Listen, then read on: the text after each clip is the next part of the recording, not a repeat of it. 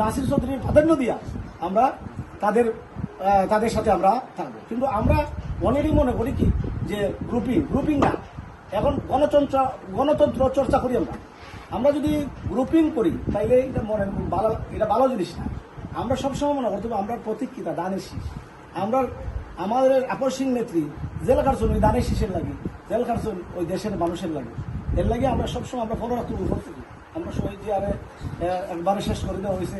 কারণ কেল্লাগি দেওয়া হয়েছে যখন তখন গণতন্ত্র সারাতে বহুদলীয় গণতন্ত্রের প্রবক্তা সারা দেশের মানুষ যখন সমর্থন একমুখাভাবে সমর্থন করছে, শহীদ জিয়ার আদর্শ লালন করছে, তখনই ওনারে কিছু কুচক্রী মহল ওনারে শহীদ করছে।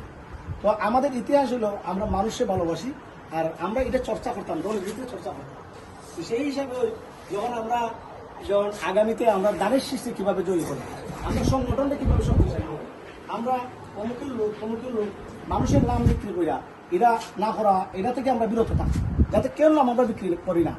আমি নাসির চৌধুরীর রাজনীতি বলছি ঠিকই, কিন্তু অনেকেই প্রশ্ন করে যে এই মিস্টার দিরুমি লইয়া তুমি মিটিং করো, আবিল মিয়া এই যে করে। কিন্তু আমি সবসময় বলি যদি নাসির চৌধুরী টিকিট পান তাহলে আমরা আগে সারিতে থাকি, এবং উনি যতবার নির্বাচন করছেন আমার অবদান আছে।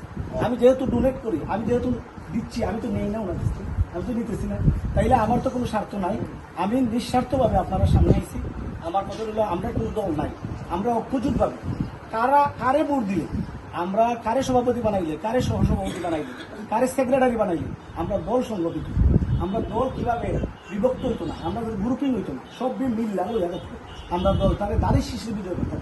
তারে আমাদের আগামী দিনের তারুণ্যের অহংকার যেমন তারেক রহমান, আগামী দিনের ভবিষ্যৎ, সেই ভবিষ্যতের আয়াত আমরা সব কিভাবে করতে দেবো। দেহকা একটা মানুষকে কিভাবে নির্যাতন করছে, কিভাবে মারছে ওরা, আপনারা তো দেখছেন নেটের মাধ্যমে সবটাই দেখছেন। কিন্তু এইভাবে মানুষের যে ব্যবহার